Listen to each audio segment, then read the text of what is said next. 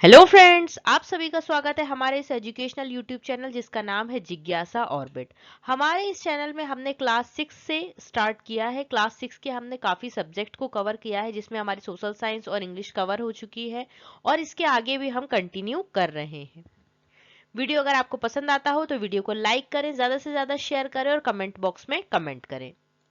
आज हम पढ़ने वाले हैं विराम चिन्ह के बारे में। विराम चिन्ह ये टॉपिक हमें दिया हुआ है जो हम पढ़ रहे थे क्लास 6 हिंदी का चैप्टर 8 संगीत शिरोमणि स्वामी हरिदास। उस चैप्टर में ही आपको एक अलग से ग्रामर पार्ट में दिया हुआ है विराम चिन्ह। तो मुझे ऐसा लगा कि विराम चिन्ह के लिए हमें एक अलग से टॉपिक, अलग से वीडियो बनाना ज्यादा सुटेबल रहेगा, क्योंकि इसमें ऐसा है कि आपको ये नहीं है कि आपको सिर्फ क्लास 6 से ही रिलेटेड है ये। आप किसी भी क्लास में हो तो ये टॉपिक आपके जरूर काम आएगा, तो आप इसको कंटिन्यू कर सकते हैं। विराम चिन्ह के बारे में हम समझेंगे। पहले हम ये देखेंगे कि विराम चिन्ह आखिर होते क्या है, ठीक है, या विराम चिन्ह का अर्थ क्या होता है। देखिए, तो विराम का अर्थ क्या होता है। विराम का अर्थ होता है रुकना या विश्राम करना। जैसे हम बहुत देर से कुछ काम कर रहे हैं तो कोई व्यक्ति हमें क्या कहता है कि थोड़ी देर आराम कर लो। तो आराम कर लो का मतलब क्या है, आराम और विराम मतलब रुकना या फिर क्या करना है, थोड़ी देर विश्राम करना है। क्या होता है, देखिए, जब हम बातचीत करते हैं तो बातचीत करते हुए हम क्या करते हैं, सांस लेने अथवा कथन पर बल देने के लिए क्या करते हैं, रुकना पड़ता है। जैसे कि मान लीजिए अगर हम किसी शब्द पर बहुत ज्यादा बल देना चाहते हैं तो हम वहां पर क्या करते हैं, थोड़ा फोर्सफुली बोलते हैं या थोड़ा रुक कर बोलते हैं, या फिर बोलते समय हमें सांस लेने की भी जरूरत होती है। अब सांस लेना तो स्वाभाविक सी है, स्वाभाविक गतिविधि है, तो उसके लिए हमें क्या होता है कि थोड़ी देर रुकना होता है। लेकिन जब हम लिख रहे हैं, है ना, तब हम कैसे बताएंगे कि हम यहाँ रुकना चाहते हैं, क्योंकि अगर हिंदी में क्या होता है, अगर हम थोड़ी देर रुक नहीं रहे हैं तो क्या होता है, कभी कभी अर्थ का अनर्थ निकल जाता है। मतलब हम कहना कुछ और चाहते हैं और लोग समझ कुछ और ही जाते हैं। तो रुकने की प्रक्रिया का नाम क्या है, विराम। ठीक है, लिखते समय थोड़ा विराम जरूरी है ना। इसके लिए जो चिन्ह लगाए जाते हैं उन्हें क्या कहा जाता है, विराम चिन्ह। मतलब लिखते समय जब हम ये बताते हैं कि हम इस शब्द पर बल देना चाहते हैं, ठीक है, बल दे रहे हैं, तो अब लिखावट से किसी व्यक्ति को समझ में थोड़ी आएगा, तो हम उसे कैसे समझाते हैं, विराम चिन्हों के माध्यम से समझाते हैं। तो विराम चिन्ह यही कार्य करते हैं। विराम चिन्हों के गलत प्रयोग से क्या हो जाता है, अर्थ का अनर्थ हो जाता है। मतलब कहना कुछ और चाहते हैं और अर्थ उसका कुछ और निकल जाता है। फॉर एग्जाम्पल, अगर हम ऐसे एग्जाम्पल के समझें, अगर हम किसी को ऐसे कहते हैं रुको, ये बहुत ही फेमस इसका एग्जाम्पल है ना। रुको, मत जाने दो, मत जाने दो, ठीक है। अगर और एक सेंटेंस, हम इसी सेंटेंस को फिर से हम लिखते हैं, रुको मत जाने दो। देखिए, अभी तो दोनों का अर्थ क्या निकल रहा है, सेम निकल रहा है कि किसी को रोकने के लिए कह रहे हैं उसे मत जाने दो। लेकिन अगर हमने यहां पर क्या लगा दिया, ये लगा दिया, ठीक है, ये वाला चिन्ह हमने लगा दिया, तो इसका अब हम क्या पढ़ेंगे, रुको, है ना। और थोड़ी देर के लिए हम यहाँ पे रुकेंगे और क्या कहेंगे, मत जाने दो, रुको मत जाने दो, ठीक है। अब अगर जैसे मान लीजिए मैंने ये चिन्ह यहाँ लगा दिया, तो अब हम क्या कहेंगे, रुको मत जाने दो या रोको मत जाने दो, ठीक है। अगर हम यहाँ पे रोको कर दें तो वो ज्यादा सुटेबल रहेगा कि रोको मत जाने दो और रोको मत जाने दो। मतलब यहाँ हम किसी को क्या कर रहे हैं, रोक रहे हैं कि मत जाने दो उसे, और यहाँ पर क्या कह रहे हैं, रोको मत उसे जाने दो, परमिशन दे रहे हैं कि भाई जा तू यहाँ से, है ना। तो ये है, ये होता है विराम चिन्हों का प्रभाव। तो अब हम देखते हैं कि कुछ प्रमुख विराम चिन्ह जो हमारे हिंदी में प्रयुक्त किए जाते हैं, इस विराम चिन्ह को क्या कहा जाता है, इन सभी टॉपिक्स के बारे में हम कवर करेंगे अपने इस वीडियो में। देखिए, अब हम देख रहे हैं प्रमुख विराम चिन्हों के बारे में। तो हमारा जो पहला विराम चिन्ह है वो कौन सा है, पूर्ण विराम। पूर्ण विराम को हम कैसे प्रदर्शित करते हैं, एक ऐसी सीधी लाइन खींच देते हैं, तो इसे हिंदी में क्या कहा जाता है, पूर्ण विराम।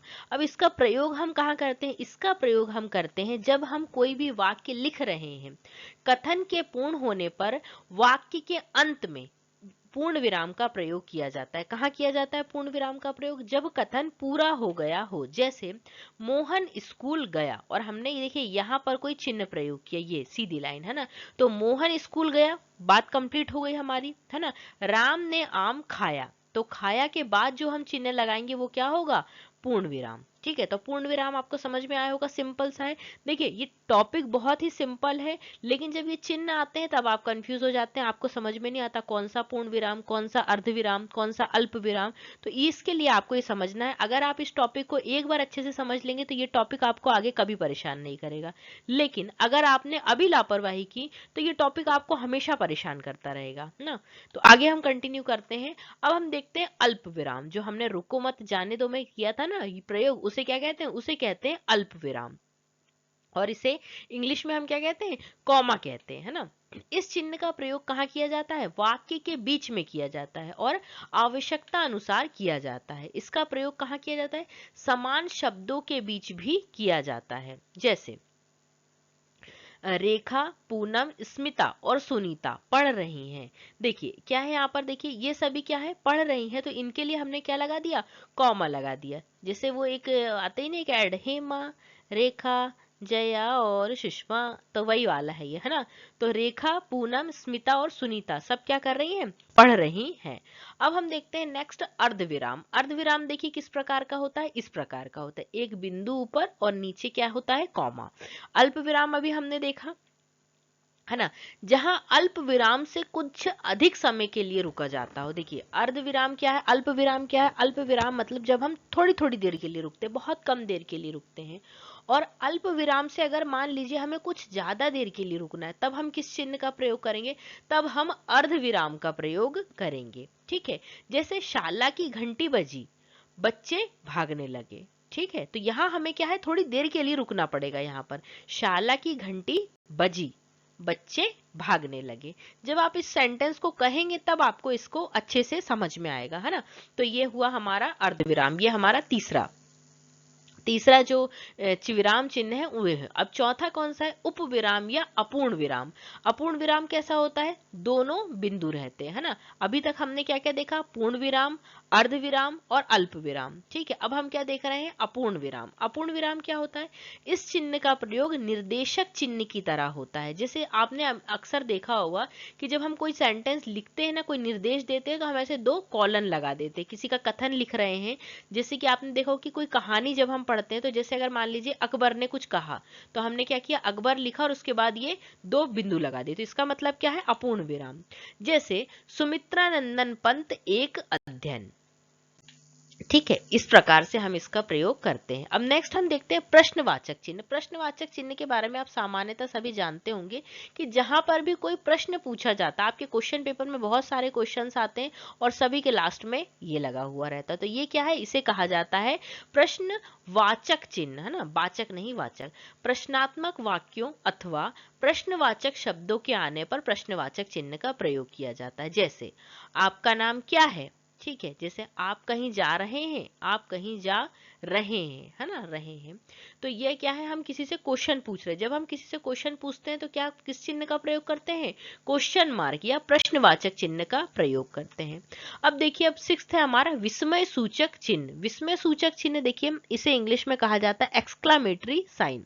ये एक सीधी लाइन और उसके नीचे एक बिंदु रहते हैं। जैसे देखिए, अगर हम बहुत खुश हैं, जैसे हमने कहा हुर्रे, या हमने कहा जैसे अगर मान लीजिए कि अगर कोई कोई दुखद बात हो गई, तो हमने कहा हाय, हाय। जैसे ही हमने हाय कहा, तो ये वो वाला हाय नहीं, हाई फाई वाला हाय नहीं, ये क्या है, दुखद हाय है ना। तो इसके लिए हम क्या यूज करते हैं, एक्सक्लामेटरी साइन या विस्मय सूचक चिन्ह का प्रयोग करते हैं। जैसे कि किसी की प्राय घृणा, आश्चर्य, प्रसन्नता आदि मनोभावों को प्रकट करने के लिए विस्मय सूचक चिन्हों का प्रयोग किया जाता है। जैसे कि अरे वह चली गई।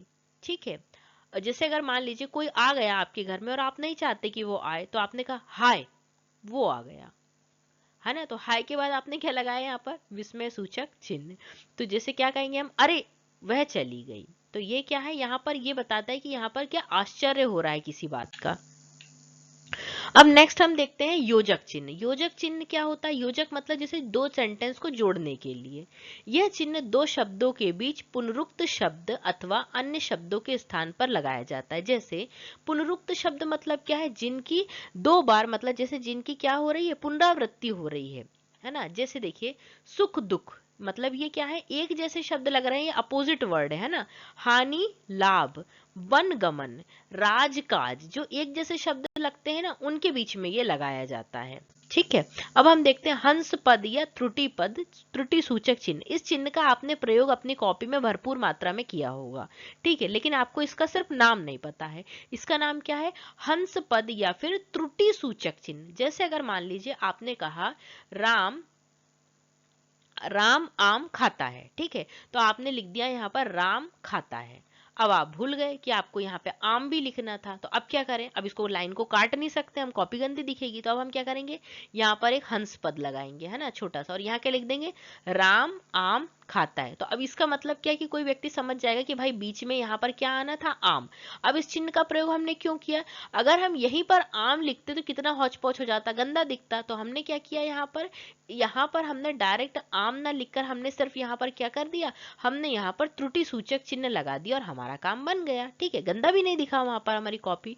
तो क्या है, देखिए इस चिन्ह का प्रयोग क्या है, जब वाक्य में, जय नहीं है यहाँ पर, क्या है, जब वाक्य में लिखते समय कुछ अंश छूट जाता है, तब हंस पद का प्रयोग करके टूटी हुई बात ऊपर लिखी जाती है। टूटी हुई बात क्या करी जाती है, ऊपर लिखी जाती। जैसे नेहरू जी, यहाँ पर हम गुलाब काट देते हैं, ठीक है, नेहरू जी के फूल पसंद है, नेहरू जी को, है ना, गुलाब के फूल पसंद हैं। तो यहाँ पर हम क्या लगा सकते हैं, त्रुटि सूचक चिन्ह या हंस पद चिन्ह लगा सकते हैं। तो आई होप अब आपको ये समझ में आए। देखिए अब नेक्स्ट है हमारा क्या, लाघव चिन्ह। लाघव चिन्ह या संक्षेप सूचक। संक्षेप सूचक का मतलब क्या होता है, देखिए मतलब संक्षेप मतलब होता है किसी चीज को छोटा करके लिखना, है ना। ये थोड़ा और छोटा रहता है, साइन इतना बड़ा ओ जैसा नहीं रहता है ये। तो देखिए इसका मतलब क्या है, जैसे अगर मान लीजिए मैंने ऐसा लिखा म और प्र, तो इसका मतलब आप समझ जाएंगे कि इसका मतलब क्या है, मध्य प्रदेश। और इसके आगे अगर मैंने पू लगा दिया तो इसका मतलब क्या होगा, मध्य प्रदेश पुलिस। अगर मैंने यहाँ पर उ लिखा और यहाँ पर क्या लगा दिया, प्र, तो इसका मतलब आप क्या समझेंगे, उत्तर प्रदेश। तो इसका मतलब क्या है, देखिए हमने पूरा उत्तर प्रदेश ना लिखकर, इस प्रकार से ना लिखकर हमने क्या लिख दिया, संक्षेप सूचक चिन्ह का प्रयोग करके उ लिख दिया और प्र लिख दिया। तो इसी प्रकार से शब्द के संक्षेप लेखन में लाघव चिन्ह का प्रयोग होता है। जैसे कि देखिए मध्य प्रदेश, उत्तर प्रदेश, एपीजे अब्दुल कलाम, मतलब इनका पूरा नाम क्या है ना, आबुल पाकिर जैन्यूर, लेकिन हमने यहाँ पर क्या लिख दिया, एपीजे, है ना। तो आई होप आपको समझ में आया होगा। अब नेक्स्ट हम देखते हैं विवरण चिन्ह। विवरण चिन्हों का प्रयोग क्या किया जाता है, देखिए जहां शीर्षकों के साथ उनका विवरण दिया जाए, है ना, वहां विवरण चिन्ह का प्रयोग किया जाता है। जैसे उदाहरण हम समझते हैं, जैसे हमने लिखा संज्ञा, है ना, यहाँ पर हमने चिन्ह नहीं लगाया है, एग्जाम्पल आप यहाँ देख सकते हैं। जैसे मैंने यहाँ पर लिखा संज्ञा, और संज्ञा के आगे मैं कुछ और लिखना चाहती हूँ, मतलब संज्ञा क्या हो गया, हमारी शीर्षक मतलब हेडिंग हो गई। ठीक है, हेडिंग के साथ हम अब आगे क्या लिखेंगे, किसी व्यक्ति वस्तु स्थान के नाम को संज्ञा कहते हैं। तो ये हमारी आगे की बात हो गई। फिर अब मैंने क्या लिखा यहाँ पर, इसको काट देंगे हम, यहाँ पे लिखेंगे संज्ञा के भेद।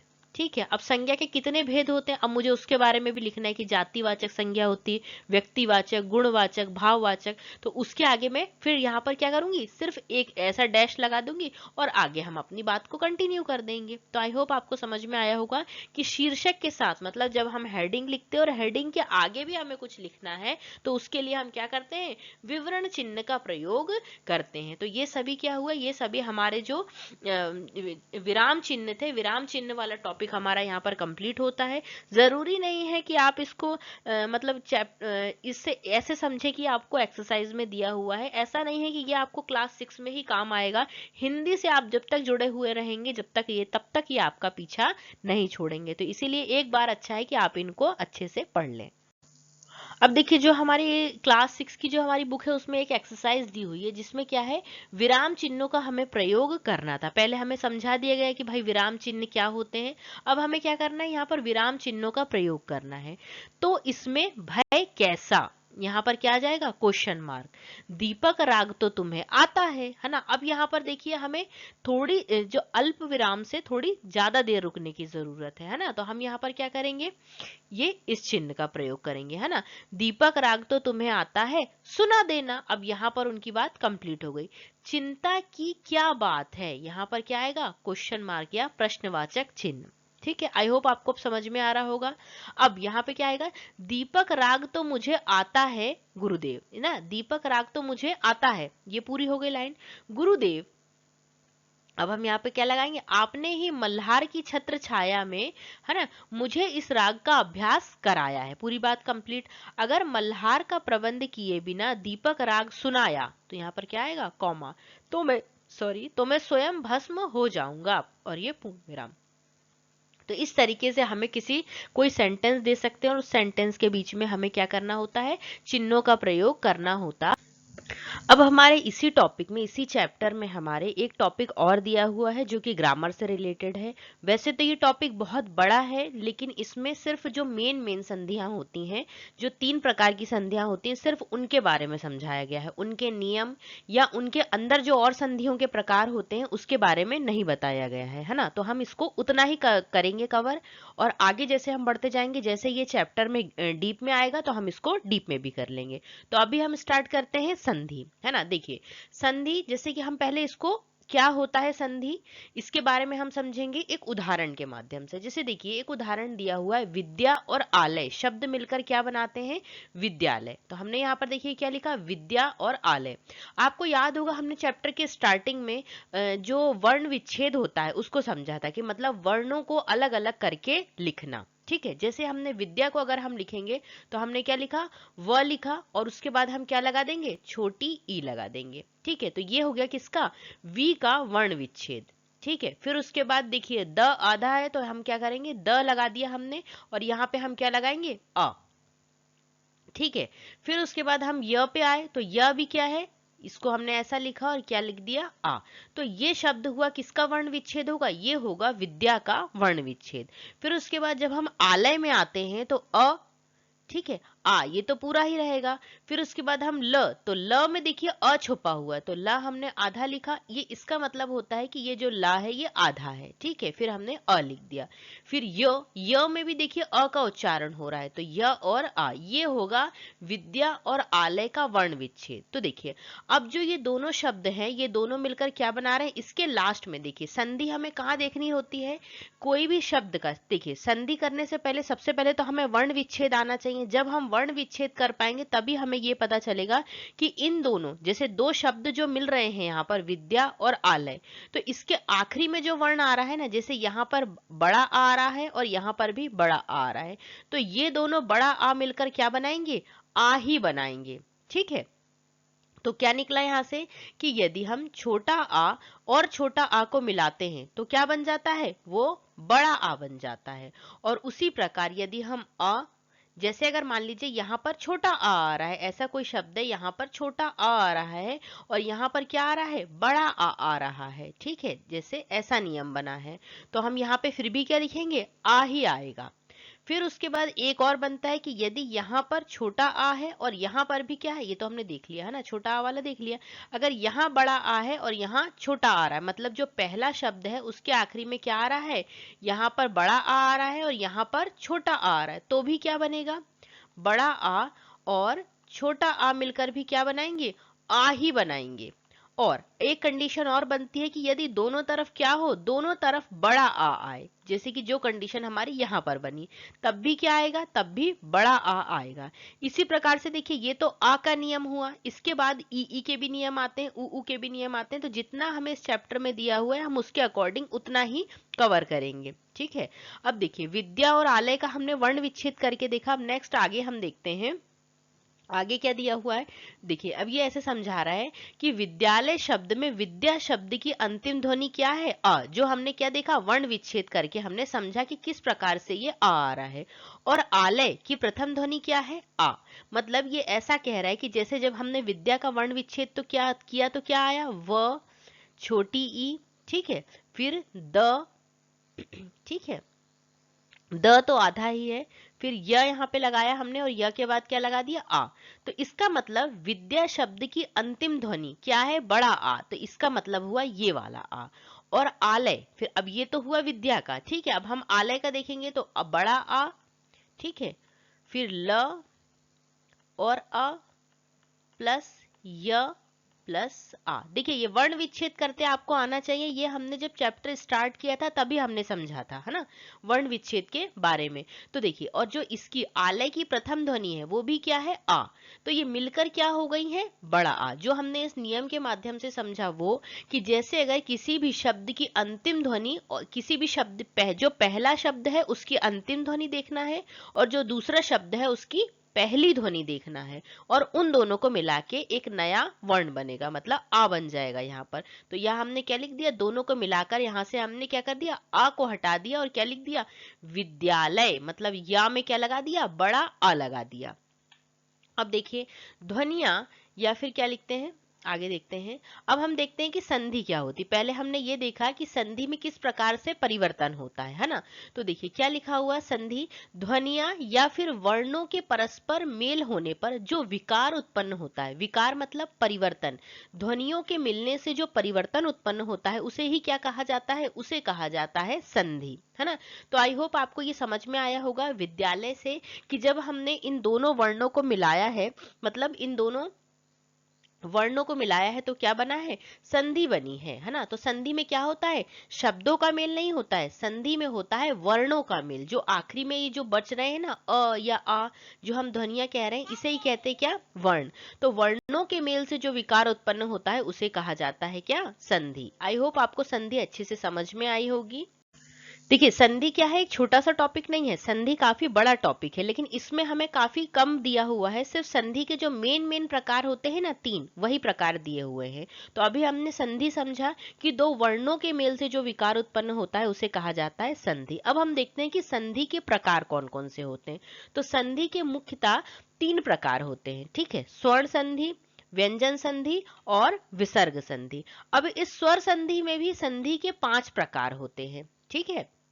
वो 5 प्रकार हमें यहाँ नहीं दिए हुए हैं, आगे के चैप्टर में हो सकता है हमें वो देखने को मिले ग्रामर वाले पार्ट में, तो हम उसको वहीं कवर करेंगे। अभी हमें जितना दिया हुआ है हम उतना ही समझने का प्रयास करते हैं, है ना। व्यंजन संधि, व्यंजन संधि के प्रकार तो नहीं होते, लेकिन व्यंजन संधि में बहुत सारे नियम होते हैं, ठीक है। और विसर्ग संधि में भी यही होता है कि विसर्ग संधि के भी प्रकार नहीं होते, लेकिन विसर्ग संधि में हमें क्या देखने को मिलते हैं, बहुत सारे नियम देखने को मिलते हैं। तो संधि के 3 प्रकार होते हैं, स्वर संधि, व्यंजन संधि और विसर्ग संधि। अब आगे हम देखते हैं कि स्वर संधि, स्वर संधि क्या होती है, इसको पहले हम एक एग्जाम्पल के माध्यम से समझते हैं। जैसे कि देखिए, पुस्तक शब्द में आलय शब्द जुड़कर क्या बना, पुस्तकालय। मतलब देखिए हमने क्या लिखा, पुस्तक धन आलय, ठीक है, इन दोनों को हमने जोड़ा तो इसमें से क्या बना, देखिए पुस्तकालय। तो अब देखिए जब हम ये क है, जो हमने क्या, हमें क्या देखना है, पहले शब्द का आखिरी वर्ण और दूसरे शब्द का पहला वर्ण, इनका हमें वर्ण विच्छेद करना है ना। हमें इस पूरे शब्द से कोई मत लेना देना नहीं है, हमें सिर्फ क्या करना है, इस आखिरी वर्ण को देखना है। तो यहाँ पर देखिए क का जब आप उच्चारण करेंगे तो उसमें अ भी शामिल है, तो क को हम क्या करेंगे, क लिखेंगे और यहाँ पर क्या लिख देंगे, आ। देखिए पहले आपको तो ये समझना होगा कि स्वर क्या होते हैं और व्यंजन क्या होते हैं। देखिए स्वर ऐसी ध्वनियां होती हैं, हमने पहले स्वर व्यंजन नहीं समझा तो मैं आपको एक बार बता देती हूँ। पहले के चैप्टर में हमने स्वर व्यंजन समझ लिया है, इसीलिए मैंने फिर से डिस्क्राइब नहीं किया। एक बार फिर से आपको बता देते कि देखिए स्वर ऐसी ध्वनियां होती हैं जिनके उच्चारण मतलब ये स्वतंत्र होती हैं, इनको किसी की जरूरत नहीं होती। जैसे हमने अ कहा तो अ में सिर्फ अ होगा, ठीक है। तो हम अ से लेकर जो अह तक पढ़ते हैं वो क्या होती हैं, स्वर ध्वनियां होती हैं, ठीक है। इसके बाद जब हम क से लेके पढ़ना शुरू करते हैं, कहाँ से, ज्ञानी तक, ठीक है। तो ये सब क्या होती हैं, ये होती हैं व्यंजन ध्वनियां। लेकिन जो व्यंजन ध्वनियां होती है ना, इनको अपने उच्चारण के लिए स्वर की सहायता की आवश्यकता होती। जैसे देखिए आपने क कहा तो क अगर आप उच्चारण करें तो क में आ भी शामिल है, तो क यहाँ पर आधा होता है। जब आधा होता है तो हम इस शब्द वर्ण के नीचे क्या कर देते हैं, हलंत लगा देते हैं और इसके साथ में क्या लगा देते हैं, अ। अब ये हुआ पूरा क, ठीक है, इसे हम कहेंगे क। जैसे हमने कहा ब, तो ब में भी देखिए अ शामिल है, तो यहाँ पर हम क्या लिखेंगे, ब को आधा और आ पूरा। तो मतलब जो स्वर ध्वनियां होती हैं वो स्वतंत्र होती हैं, उन्हें अपने उच्चारण में किसी की भी अन्य वर्ण की आवश्यकता नहीं होती है। लेकिन जो व्यंजन ध्वनियां होती हैं ये क्या होती हैं, आश्रित होती हैं, किस पर, स्वर ध्वनियों पर, ठीक है। तो अभी हम यहाँ पे क्या देख रहे हैं, स्वर और व्यंजन हमने समझा है ना, कंफ्यूज नहीं होना है। स्वर और व्यंजन हमने अभी समझ लिया है। अब हम देख रहे हैं क्या, देखिए जब आप स्वर व्यंजन समझेंगे ना तभी आपको ये समझ में आएगा कि हमें वर्ण विच्छेद किस प्रकार से करना है। जैसे कि जब हमने ये क देखा तो क क्या है, व्यंजन, तो इसीलिए क के उच्चारण में हमें स्वर की भी आवश्यकता पड़ेगी। ठीक है, फिर हमने यहाँ पर देखा आ, तो आ में हमने क्या देख लिया, ये आ। अब देखिए ये जो दो वर्ण मिलेंगे अ और आ, तो ये मिलकर क्या बना देंगे, बड़ा आ। ठीक है, तो क्या हुआ, पुस्तक और आलय मिलकर क्या बना, पुस्तकालय। हमने का के बाद में क्या लगा दिया, बड़ा आ लगा दिया। ठीक है, अब हम देखते हैं नेक्स्ट, पुस्तक में अंतिम ध्वनि क्या है, देखिए अ। ये जो पुस्तक शब्द का हमने वर्ण विच्छेद किया तो अंतिम ध्वनि हमारी क्या निकल कर आ रही है, अ। और आलय की प्रथम ध्वनि क्या निकल कर आ रही है, बड़ा आ। ठीक है, ये दोनों क्या है ना, तो ये दोनों मिलकर क्या बन गए, आ। ये हमने एक एग्जाम्पल देखा। फिर नेक्स्ट हम एक एग्जाम्पल देखते हैं, ई वाला देखते हैं। जैसे सुरेश में अगर हम देखें क्या, सुरेश, है ना, तो इसका वर्ण विच्छेद क्या होगा, देखिए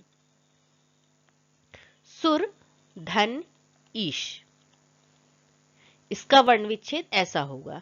तो हमें क्या करना है, हमें दो वर्णों को मिलाकर एक वर्ण बनाते भी आना चाहिए और एक सिंगल वर्ड को उसका विच्छेद करते भी आना चाहिए। जैसे हमने देखिए इसमें हम अगर देखें तो आखिरी वर्ण कौन सा है, रा, और पहला वर्ण कौन सा है, बड़ा ई।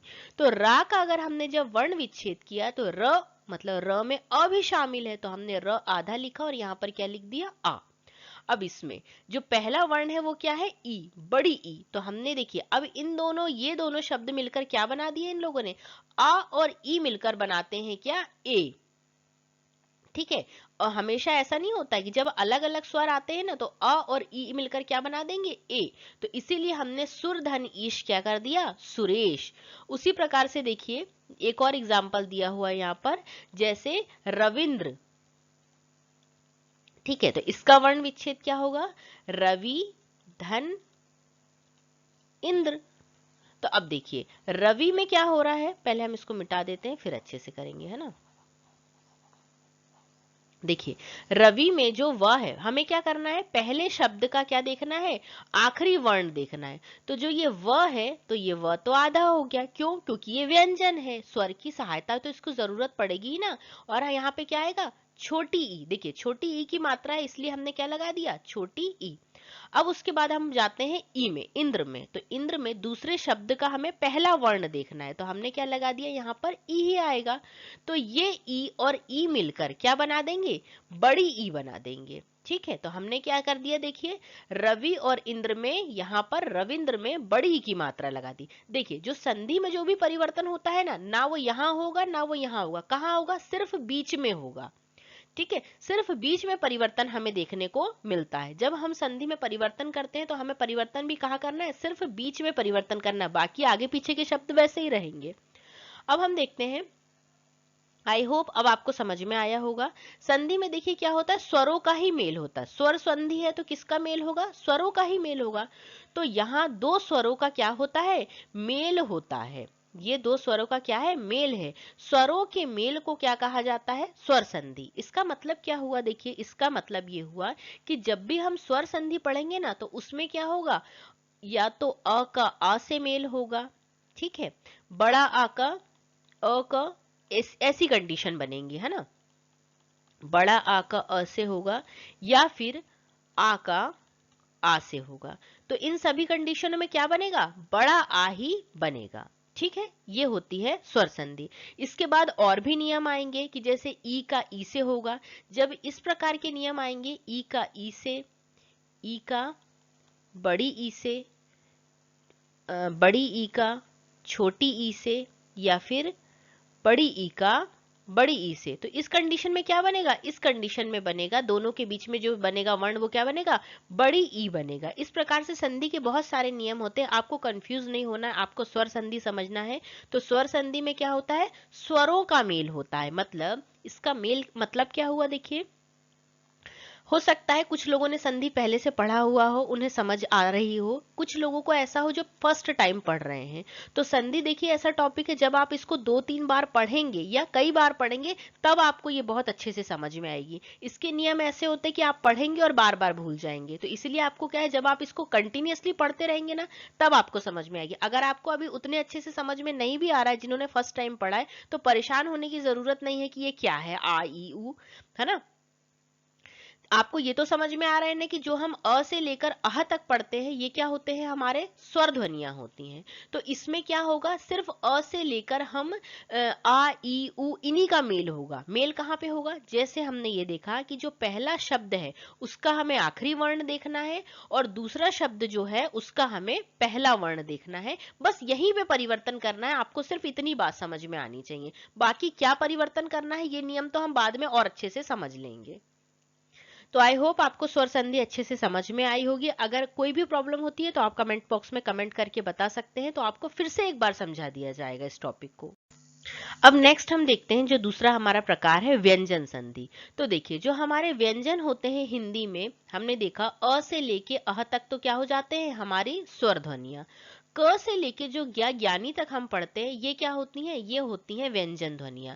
और हमने व्यंजन ध्वनियों के बारे में क्या समझा कि व्यंजन वे ध्वनियां होती हैं जो स्वरों की सहायता से बोली जाती हैं। जैसे आपने क कहा तो क में अ भी आ रहा है ना। जैसे क कहा मैंने तो क आधा है और अ पूरा है, इसका मतलब होता है क्या, का, है ना। तो इसमें हम क्या कर रहे हैं, स्वरों का भी यूज कर रहे थे, इसीलिए ये स्वरों की सहायता से बोली जाती हैं व्यंजन ध्वनियां। अब हम देखते हैं कि व्यंजन ध्वनि क्या होती है, इसको हम समझते हैं एग्जाम्पल के माध्यम से। देखिए इसमें क्या होगा, व्यंजन संधि में आपको ये ध्यान रखना है कि देखिए स्वर संधि में तो सिर्फ स्वर ही स्वर आएंगे, मतलब जो पहले शब्द का दूसरा वर्ण, पहले शब्द का जो आखिरी वर्ण है उसमें यहाँ पे भी स्वर होगा और यहाँ पर भी स्वर होगा, दोनों कंडीशन में यहाँ क्या होंगे, स्वर ही स्वर होंगे। लेकिन व्यंजन संधि में क्या होगा, यहाँ पर स्वर भी हो सकते हैं और व्यंजन भी हो सकते हैं, है ना। स्वर भी हो सकते हैं और व्यंजन भी हो सकते हैं, ये मिक्सअप होता है। मतलब देखिए जैसे अगर हम एग्जाम्पल के माध्यम से समझे, हमने देखा जगत धन ईश। तो देखिए जो ये त है ना, इसका क्या होगा, जगदीश होगा। तो देखिए इसमें हमने क्या देखा कि यहाँ पर क्या आएगा, यहाँ पर आएगा व्यंजन ध्वनि, ठीक है। जो ये त है ये क्या है, त व्यंजन ध्वनि है ना। और जो ई है ये क्या है, ये है स्वर। तो मतलब इसका ये हुआ कि इसमें स्वर भी आ सकता है और व्यंजन भी आ सकता है। त और ई मिलकर क्या बन गए, किस में परिवर्तन हुआ, द में। मैंने बताया था कि व्यंजन संधि के प्रकार तो नहीं है लेकिन क्या है, नियम है। तो त में, ठीक है, ई मिला तो क्या बन गया, द बन गया। उसी प्रकार जगत धन नाथ है ये यहाँ पर, है ना, नाथ, तो क्या बन गया, जगन्नाथ। ठीक है, ता व्यंजन का ना व्यंजन से जब मेल हुआ तो ये किस में परिवर्तित हो गया, न में ही परिवर्तित हो गया। ये नियम है व्यंजन संधि के। तो व्यंजन संधि में आपको अभी सिर्फ ये ध्यान रखना है कि व्यंजन संधि में स्वर भी आ सकते हैं और व्यंजन भी आ सकते हैं। जब किसी व्यंजन का, देखिए जो पहले शब्द का जो आखिरी वर्ण है वहां तो हमेशा व्यंजन ही आएगा, ये ध्यान रखना है आपको। जब किसी व्यंजन का किसी स्वर या व्यंजन से मेल होता है, मतलब देखिए जो पहला वर्ण है जगत, ये पहला वर्ण है जगत, तो यहां हमेशा जो आखिरी वर्ण है ये कैसा होगा, ये हमेशा व्यंजन ही होगा। ठीक है, ये तो क्लियर है। लेकिन जो दूसरा वर्ण है ना ईश, यहां पर पॉसिबिलिटी है कि यहां स्वर भी आ सकता है और व्यंजन भी आ सकता है। दोनों में से या तो स्वर होगा, स्वर आएगा, या तो व्यंजन आएगा, दोनों में से कोई भी वर्ण आ सकता है। वहां क्या होती है, वहां व्यंजन संधि होती है। तो ये हमने व्यंजन संधि के बारे में समझा। अभी सिर्फ आपको इनके नाम समझने हैं, क्या होता है हल्का सा वो समझना है, बाकी आपको अंदर नियम के बारे में अभी नहीं समझना है। नियम को हम आगे समझेंगे। धीरे धीरे एकदम सिंपल स्टेप से स्टार्ट करना होता है, ठीक है। जब हम हल्का सा समझेंगे तब हमें ज्यादा समझ में आएगा। अगर अभी हम ये सोचे कि नहीं हमें पूरे नियम भी समझने हैं, प्रकार भी समझने हैं, तो आपको इतना भी समझ में नहीं आएगा।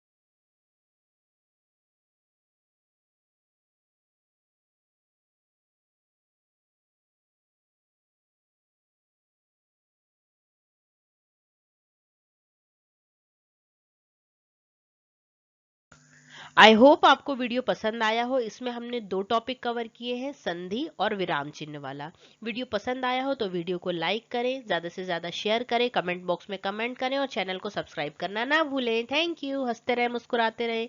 जय हिंद, जय भारत।